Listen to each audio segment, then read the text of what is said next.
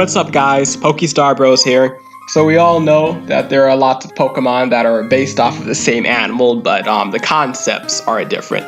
So today I'm going to share with you guys my top 5 favorite fox Pokemon.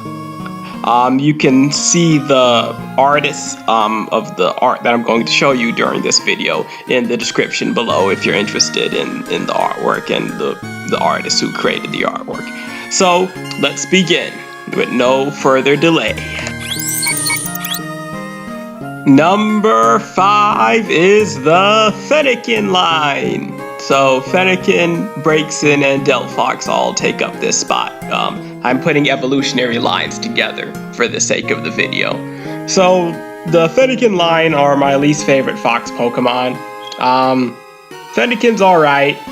I like Braixen. I like what they did making it stand up, having a stick in its tail that it can use like as a fire wand. I don't really care for Delphox's design, however, I like its fire or psychic typing though.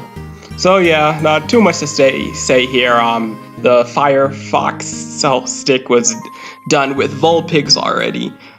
They put a different spin on it with the whole wizard concept. However, I just like the other fox Pokemon better than this line. So let's continue on to number 4. Number 4 is the Vulpix line. So Vulpix and Ninetales, the original fox Pokemon, fire foxes. So I like the Legend of Ninetales. Basically it says, according to the Legend of Ninetales, those who touch the tail of a Ninetales will be cursed for 1,000 years. One day a human decided to touch the tail of a Ninetales just for fun. When the Ninetales inflicted the curse, the human's Gardevoir was hit instead. And that is crucial to the plot of the most recent Pokemon Mystery Dungeon game. Well, it's a remake of the first one. So yeah. I like the whole myth with the curse, and I like how Ninetales has like psychic elements, even though it's not really a psychic type. So yeah, not too much to say here, just they're the classic and iconic fox Pokemon. Number 3, the Nickit line, Nickit and Thievul, the newest fox Pokemon introduced into the Pokemon series, or went from the first one to the most recent one. So these ones are based on the idea, the stereotype that foxes are thieves. So they're pure dark types, and their gimmick is that they steal stuff. They use the pads on their feet to help them make clean getaways, that they wipe away any tracks they leave behind, and they follow enemies using scent. So yeah, very classic.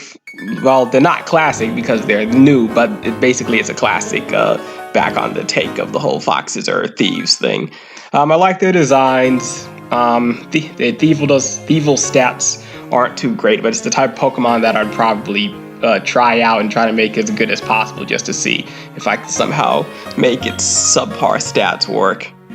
Yeah, so hopefully we see a lot more from this Pokemon in the future. For number 2, we have Alolan, Vulpix, and Alolan Ninetales. So the Alolan Vulpix line. So I like the Alolan forms of Vulpix and Ninetales better than their Kanto counterparts. They just, especially Ninetales, it just looks so majestic. I like how it has the added type of fairy, it's Ice Fairy. Vulpix is pure ice. So yeah, they just look really majestic, and I like how they're based off Arctic foxes. Basically, Vulpix got put on a snowy mountain, and now it's adapted so that its fire is replaced with ice, and now it can excel cold air instead of flames. So yeah, I just really like their designs. I've used Alolan Ninetales competitively a couple of times. It's really nice to try using Aurora Veil with it. Makes your team take half less damage from both physical and special moves as long as Hail's out.